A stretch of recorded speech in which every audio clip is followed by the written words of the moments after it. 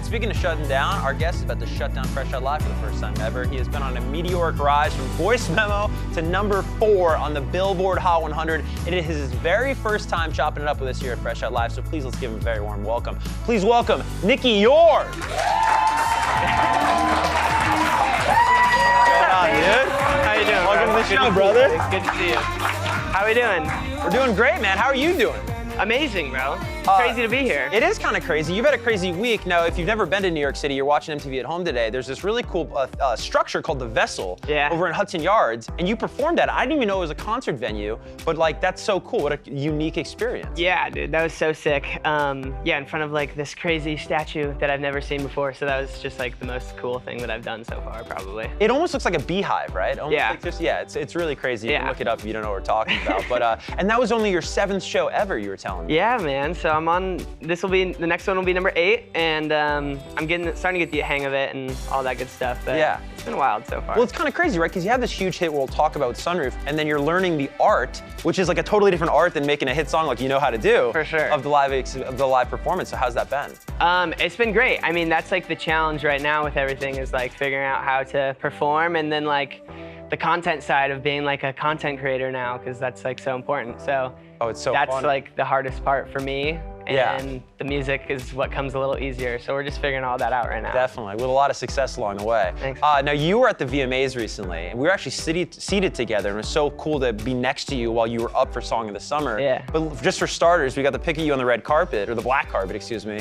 How was it, your first like VMA experience? That was so sick. It was kind of scary, honestly, like seeing so many famous people that like I have liked for so many years.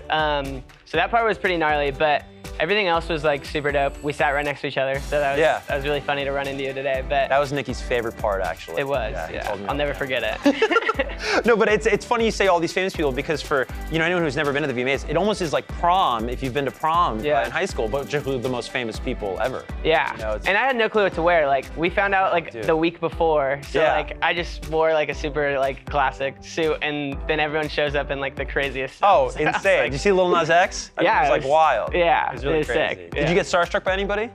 I think Lizzo a little bit. I saw her and I was like, sick to see her, because I love her. We had a great view of that too. Yeah, we did. Stage. Yeah, we saw that's crazy. So take me through Sunroof. This blew up, and it's funny, you mentioned social media and sort of, not that you're not the biggest fan of it, but the artistry side comes more natural to you. Yeah. But it's almost ironic from the outside looking in, because your song has like, I think, been used 10 million times. Yeah, something crazy. I mean, it's like, I can't even imagine the views. That's just the times it's been used. Yeah, man. So like, how does that happen? It just starts going crazy on TikTok? Yeah, well, like you mentioned, like before this, like I'd never posted on social media or anything like that. So having to do that was like a brand new thing for me, and I think I just got really lucky. Like I just posted a video one day and it just started going. Yeah. And now we're here with like 10 million uses of it later, which is like the craziest. So you say lucky, man. I think it's just an undeniable song. Thank you.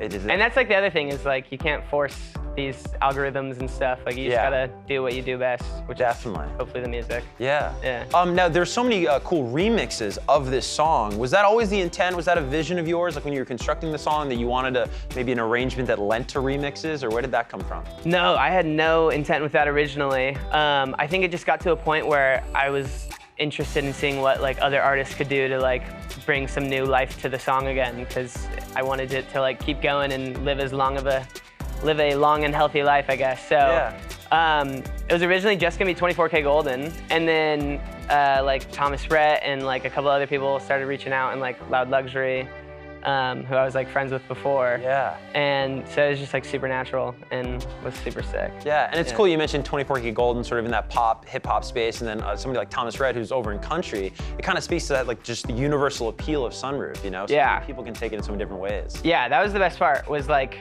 when they said country version, I was like, what is that gonna sound like? I know, right? And it ended up sounding really good, so I'm really happy with how it all came together. Yeah. Well, I gotta imagine when you have a hit like this ubiquitous as Sunroof has become, you get a lot of DMs, people reach out. Have you just been blown away by somebody that maybe reached out, said they were a fan of the song? There's been a couple of crazy people. Like, I saw Lil Nas X like playing or recording a video with Sunroof in the background, like him dancing to it. So that was super dope. Oh, that's crazy. And then like, Marshmello like shot me a DM and was like asking for my number, and I gave it to him, but he never responded. Okay. I don't know if he ever saw it again, but yeah, it was cool people are like starting to notice me, which is a great feeling. We'll have MTV clip that out. Marshmallow, call Nicky. What's next for you? You know, headed into the fall and the rest of the year. Do you have any plans? Yeah, we got some. I mean, hopefully a new song this year. Cool. And then I wanted to start doing a support act with some new, or not new, but bigger artists that have been doing it for years, and just kind of get on my feet while I got the spotlight, I guess. We can't wait to see what you do, dude. Yeah, but thank you so much for coming thank out you. here. Appreciate you, bro. Nicky, everybody, and thanks for closing the Sunroof, putting it down.